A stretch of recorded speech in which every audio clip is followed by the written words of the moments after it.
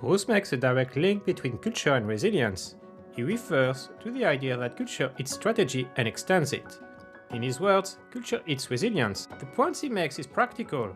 If people do not bring forward the early signals, if information remains filtered, and if ambiguity is held back, the organization loses time. Welcome back. You're listening to Riskmaster, The Download, where I shared bite-sized insights from our latest interviews.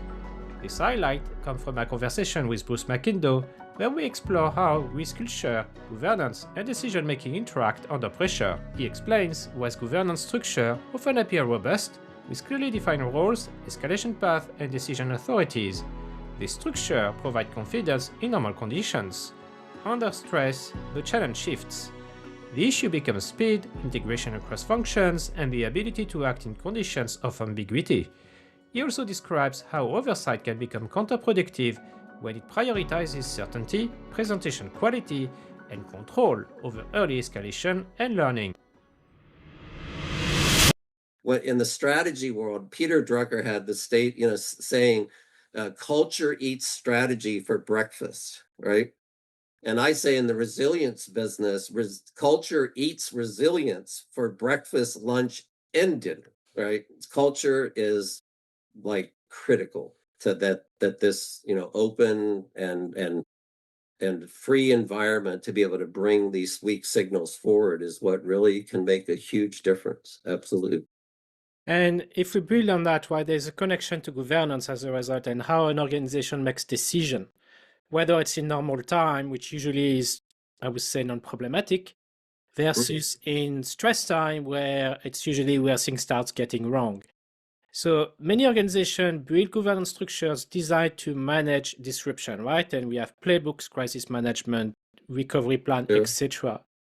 Where do these structures appear robust on paper, but really struggle under real pressure, under real crisis? Yeah, well, they tend to look robust and strong in areas when you have a charter and you have committees and you have roles and escalation paths and even decision authorities, are all in, clearly documented.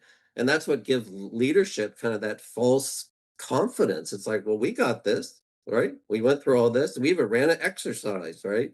And so the problem is that these structures are designed for orderly oversight and not fast-moving ambiguity. To some degree, what we've been dealing with in the last 5 6 weeks now, the lead up to and then the actual kinetic engagement, right? And it's not that it wasn't there was just ambiguity around, and some of it through OPSEC and PSYOPs creating ambiguity in the lead up, but everyone kind of knew that this was heading in that direction. But even then, I saw major companies that did not take those early actions, like didn't even do like a people accounting of like who do we have in country right now, right? They could have done that weeks ahead of time, and then they're scrambling in the fog of war. So, it's like what often doesn't break down is the governance, but it's the operating speed, its ability to integrate across the functional and data silos. So, structure, as I said, may look robust because, you know, every function has a role, the decision authorities, all of that. But what I see is that the mechanisms for bubbling up before you kick all of that off, it doesn't exist.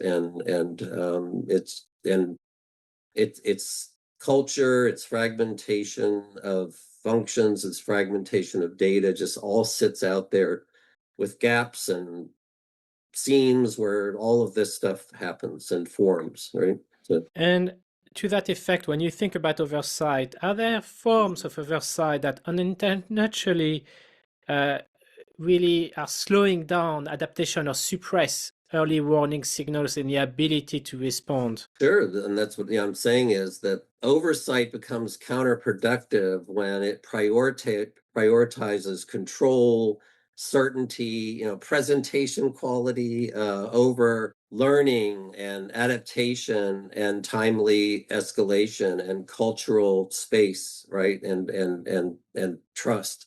So, if people feel like they have to have a fully supportable, validated story before they take something forward. By definition, you've just delayed all of that they built that with, right? What you want to do is you want to get into that decision cycle in a fused environment, a bridged environment, so everyone can kind of look at it to become aware earlier, right? So yeah, and I see this even at board meetings, that teams come in there and they report what's, tidy and mature and defensible and largely what people already know, right? That are sitting there in the board or a senior executive team.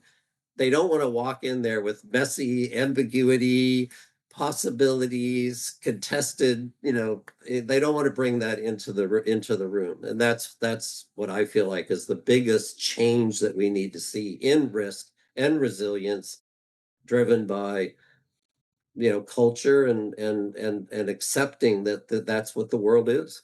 It's not clean. Governance structures define roles, escalation paths, and decision authorities. They do not determine how information moves and how quickly decisions are made. That depends on culture. For chief risk officers and leaders, this places emphasis on how early signals are surfaced, how ambiguity is handled, and how quickly teams can engage before issues are fully formed. That is where operational resilience and crisis management capability are shaped. Listen to the full conversation with Bruce McIndoe on Apple Podcast, Spotify, and at avto.com.